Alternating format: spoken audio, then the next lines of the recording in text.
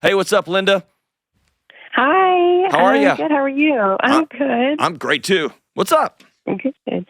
Well, I'm looking forward to hopefully getting some insight from you on something I've been stuck on. I was married for 10 years and I've been divorced for about 2 years now. And since dating after divorce, I've really kind of been stuck in this loop of, when I'm with someone, I feel like I'm settling because I can do better. Or on the other side, after getting to know someone really well, I start to kind of pick them apart in my head and find reasons as to why it won't work out. And then I end up breaking up with them. So my biggest question is, how do I really know when someone's right for me? Because I've had opportunities and I want to be open to love and getting remarried. But I just always find a reason and look for every way that it might cause problems or something might be an issue. Man, that's a loaded question. If there was like a way to put that in an algorithm, which I'm sure there's a room full of geeks trying to figure that out right now. If you could put that in an algorithm, you'd make $1 trillion. So here's a couple of questions, and then I'll land the plane. What are you getting? What are you getting out of picking somebody apart or breaking up with them? What's that get you? Lost time, really. It's I don't like wasting my time. No, what does it get you? Dating. What does it get you? It gets you some productive things. What does it get you? How's that helping you? I don't feel like it helps me. Well, you keep doing it, and your body keeps doing it. So it's getting you something. What is it getting you? Is it control? You tell me. I don't know.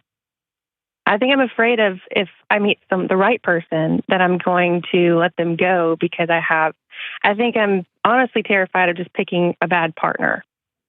How come? And I have 2 kids. Where does that fear come from? A bad marriage and relationship for 13 years. Tell me about it. It was just not a great relationship. He had anger issues and addicted to video games and porn, and I felt really alone my whole relationship. And so I'm really protective of my peace now, I think. Yeah. I've created a life with my kids that I'm really proud of. What would a new partner, like when you sit down and dream about wanting to meet, quote unquote, the right person, what would that feel like? A healthy family. Yeah, that's like on the back of Oprah magazine. What does that feel like? It feels like peace. It feels comfortable. It feels like laughter and unity, love amongst each other. So nowhere in there did you mention a receding hairline or not. Nowhere in there did you even use the word perfect, because that's not real. Right. And so when I ask you what's the thing that your body's getting, what I'm hearing is your body's getting safety. Because it doesn't want to do what it did again. Is that fair? Yeah, that's fair. So you're getting something from it. The challenge before you is twofold. Number one, I just don't buy at all, zero. Not in the scientific literature, not in the qualitative literature, and not just in real life. I don't believe in the language of, quote unquote, the right person or the one person. And so it almost feels like you met somebody. And how long did you know this person before? The person I'm with now? No. Your first husband. My ex-husband. For over 13 years. Like, we met in high school and dated in high school. I'm 34. Yeah. Okay. So it was a long relationship. But there was an inevitability to it. You met him in high school. Y'all were madly in love. Y'all made out. Everyone told you he was the one. You were the one. Y'all figured it out, and you just got made. Like, you got on a train when you were 14, and it just took off. Mm-hmm. You get what I'm saying? Yeah. And so there's this idea that, like, I'm going to control this next one. I'm going to drive it. I'll use that word control. I like that. But every time it starts to feel good, or it doesn't, like, I'm out. I'm out. I'm out. I'm out. I'm out. I'm out. Yeah, I'm very quick to just cut it off and run. Yeah. And so here's the thing. There's no judgment in that. There's no judgment in that. The quote unquote right person, actually, I want to, I'll use the word right. The right person is going to be the person you decide to stick it out with. And it's more about choice. Like I think meeting someone who I love enough to go through difficult times with, but the fear of the unknown of what if they change, or what if they're not who they present themselves to be. And so I ask a lot of hard questions, and I really try to dig deep in the beginning. I know, but you're interviewing them for a job. You're trying to screen them instead of get to know them. Yeah. Yeah, it feels that way. But when you screen somebody, you set yourself up in like a hiring position across a table. There's a hierarchy there. Mm. And so finding the next right person is, hey, I'm a mess. You're a mess. You want to make something amazing together? Because I'm gonna give you 100% certainty they will change. So will you. Yeah, 100% certainty your kids will grow up, and that will change the dynamic of your relationship. Like, everything will change over time. It's, do I want to change with you, and will you change with me? That's the question. Okay. And that becomes a choice, and that's going to become a choice too. They're going to gain or lose 10 or 15 pounds or 40 pounds. Like, I'm just going to do life with you. They are going to want to eat at places that you don't like to eat. Like, there's just going to be life, and it's going to be vice versa. And I think a screening process is good. You know what you like, and so don't beat yourself up if there were some things about your ex that you're like, these are deal breakers for me. I don't date guys who are into pornography. Yeah. I just don't. I don't date guys with the slightest hint of an anger issue. But I do want guys who are passionate, and I did love that about him. See what I'm saying? Yeah. That makes sense. Have you thought about the things that you do want?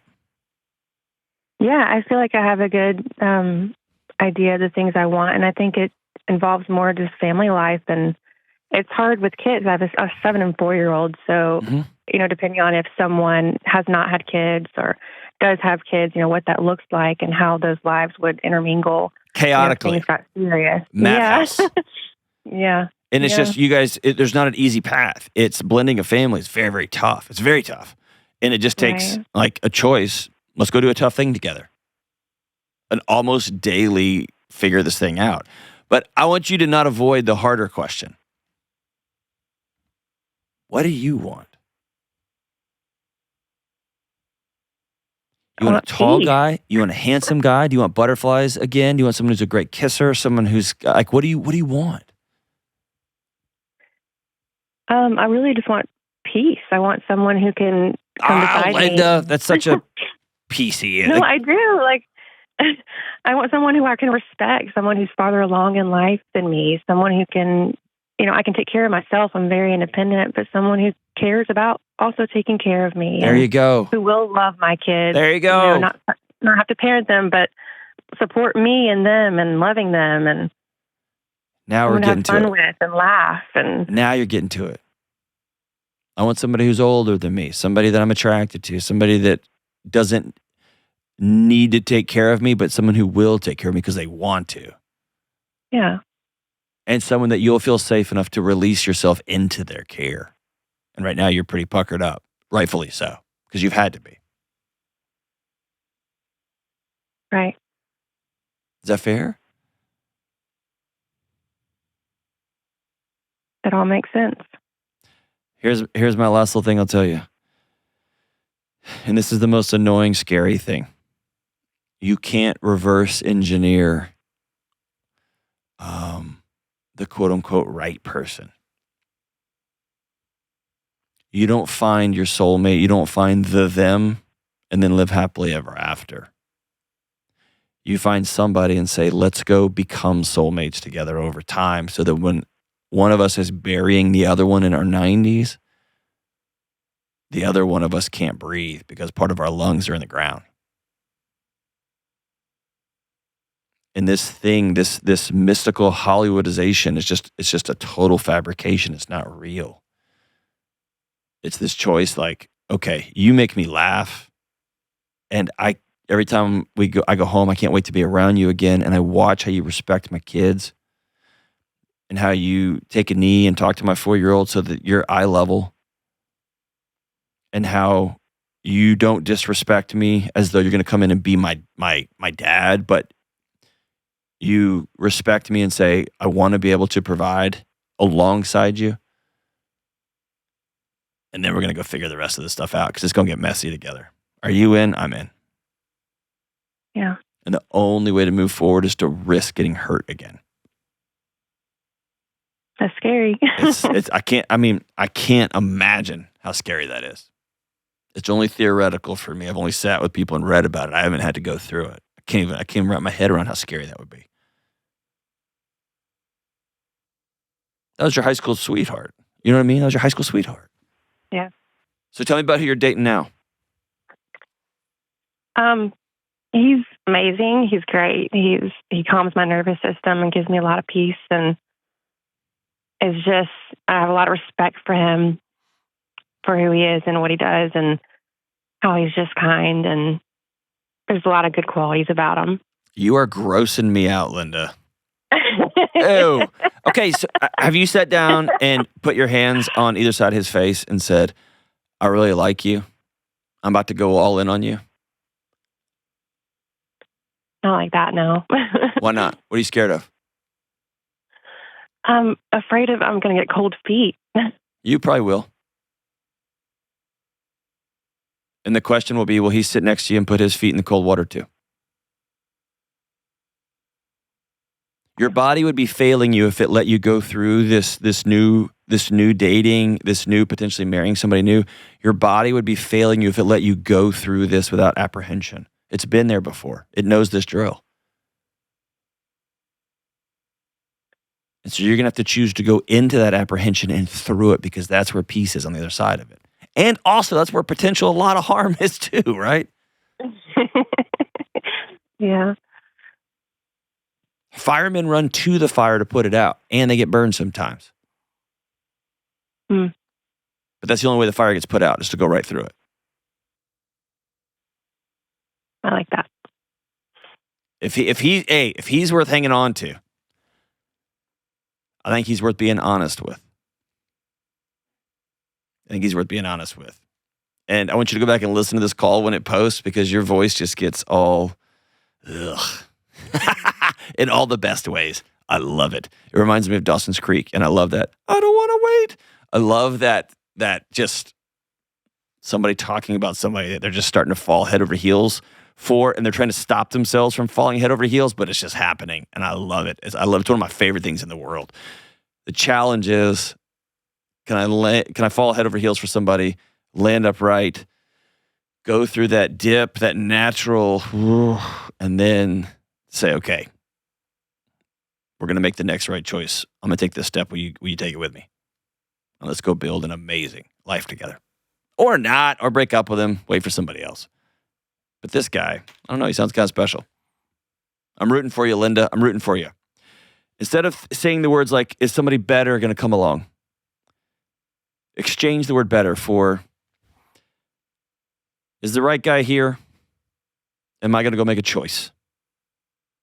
And am I the right woman for him? And will he make a choice?